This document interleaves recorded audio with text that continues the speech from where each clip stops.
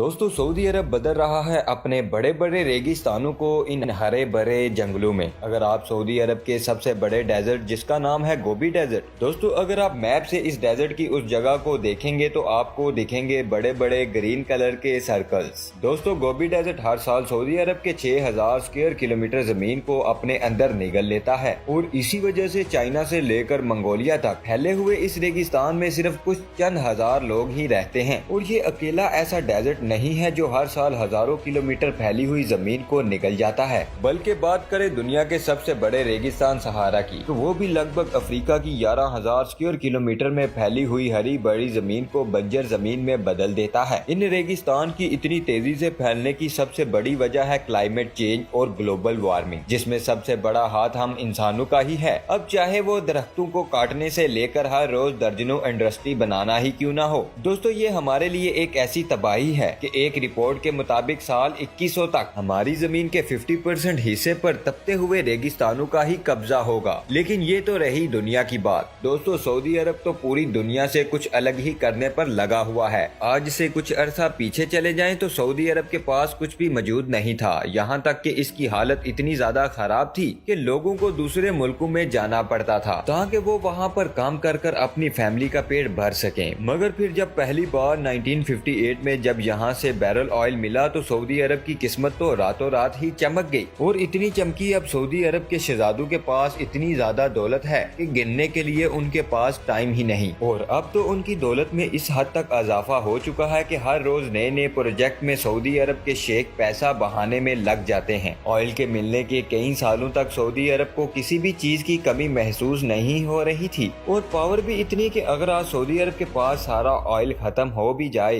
तो वो अगले 150 साल तक अपने मुल्क का सारा खर्चा उठा सकते हैं, जैसे कि खाना पीना, फ्रूट, वेजिटेबल और पानी। जी हाँ दोस्तों, पानी, क्योंकि सऊदी अरब के पास ऑयल तो बहुत है मगर पानी मौजूद नहीं है। और पिछले कई सालों से सऊदी अरब दूसरी कंट्री से पीने का साफ पानी खरीद रहा है, जिसके सबसे बड़े एक्सपोर्टर फ्रांस, इटली, कुवैत और यूके हैं, जिनसे सऊदी अरब हर साल अपनी जरूरत का 85% पानी एक्सपोर्ट करता है, जिसकी सबसे बड़ी वजह है यहाँ पर मौजूद ये बड़े बड़े रेगिस्तान। एक तो दुनिया का सबसे बड़ा रेगिस्तान और दूसरा ये कि सऊदी अरब उन कंट्रीज में शामिल होता है जिनमें हर साल सबसे कम बारिश होती है या फिर कहें कि ना के बराबर बारिश होती है। दोस्तों 1970 में सऊदी अरब ने अपने आप को ऑयल और खाने पीने की चीजों पर मेंटली फ्री करवाने के लिए सऊदी अरब ने एक फैसला किया कि अब कुछ भी करके इनको अपनी कंट्री में एग्रीकल्चर को सबसे ज्यादा ग्रो करवाना था ताकि उन्हें फिर कभी भी किसी दूसरी कंट्री पर डिपेंड ना रहना पड़े। और इसीलिए अगर आज सऊदी अरब के सबसे बड़े रेगिस्तान जिसका नाम है गोबी डेजर्ट, उसको गूगल मैप पर देखोगे तो आपको रेगिस्तान के बीचों बीच बड़े बड़े एरियाज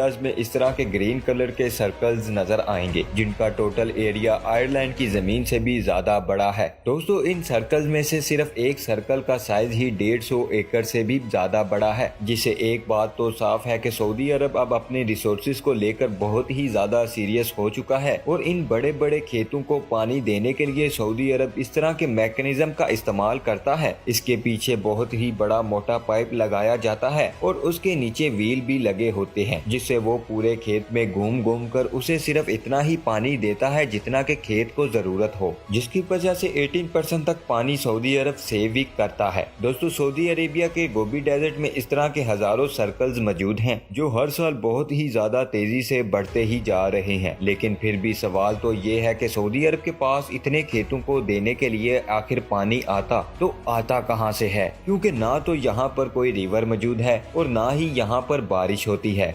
1970 में सऊदी अरब ने अपने डेजर्ट के अंदर पानी ढूंढना शुरू कर दिया था। उनके यहाँ से बहुत तो नहीं मगर सऊदी अरब को सक्सेसफुली पानी मिल गया। और इसके अलावा भी सऊदी अरेबिया दूसरी कंट्री से भी अपने इन खेतों को देने के लिए अरबों लीटर्स पानी खरीदता है। और ये पानी जो सऊदी अरेबिया की जमीन के नीचे से मिला था, एक रिपोर्ट के मुताबिक ये अगले 50 सालों में पूरी तरह से खत्म हो जाएगा। और इसी मसले को लेकर सऊदी अरेबिया की नजर अब उसके रेड सी के पास मौजूद पहाड़ों पर है, क्योंकि जैसा कि हमने बताया कि इन पहाड़ों पर बारिश तो पड़ती है मगर ढलान की वजह से ये सारा पानी समुंदर में ही बह जाता है और इसी मसले को लेकर सऊदी अरब अब यहाँ पर अलबेदा प्रोजेक्ट के नाम से बहुत ही बड़ा एक्सपेरिमेंट करने जा रहा है। इस प्रोजेक्ट के मुताबिक ये लोग यहाँ पर बहुत ही बड़े बड़े डैम्स बनाने वाले हैं जिससे यहाँ पर होने वाली बारिश के पानी को ये लोग कंट्रोल कर सकेंगे और इसकी डायरेक्शन को बदलने के लिए इन रेगिस्तानों में बहुत ही बड़े बड़े दरिया भी बनाए जाएंगे ताकि ये पानी को वेस्ट होने के बजाय अपने खेतों को दे सके। और अब दोस्तों इस बात में भी कोई शक नहीं है कि सऊदी अरेबिया अब अपने हालातों का सामना करने के लिए हजारों नहीं बल्कि लाखों ग्रीन फॉल्स बनाने में लग चुका है। और अब तो सऊदी अरेबिया का ये भी कहना है कि आने वाले वक्त में वो उनके वेजिटेबल और फ्रूट्स को इंपोर्ट करने के बजाय दूसरी कंट्रीज में एक्सपोर्ट भी करेंगे।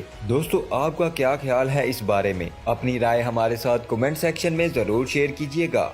जी हाँ दोस्तों, ये थी हमारी आज की वीडियो को एंड तक देखने के लिए आप सब दोस्तों का दिल से शुक्रिया। इंशाल्लाह मिलेंगे नेक्स्ट वीडियो में। अपना ख्याल रखिएगा। अल्लाह हाफिज दोस्तों।